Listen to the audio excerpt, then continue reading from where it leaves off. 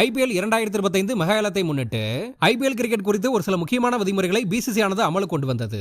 இதில் ஒரு முக்கியமான விஷயமாக பார்த்தோம் என்றால், வெளிநாட்டு பிளேயர்கள் IPL ஆக்ஷனில் தேர்வு செய்யப்பட்ட பிறகு காயம் அல்லது தவிர்க்க முடியாத காரணங்களை தவிர்த்து வேறு ஏதாவது காரணம் சொல்லிவிட்டு தன்னால் வருகிற IPL விளையாட முடியாதென சொல்லிவிட்டு அணியை விட்டு விலகினால் அடுத்த 2 ஆண்டு காலத்திற்கு அந்த பிளேயரை IPL விளையாட முடியாத அளவு தடை செய்ய வேண்டும் என்று BCCI அதிரடியான உத்தரவை வெளியிட்டது.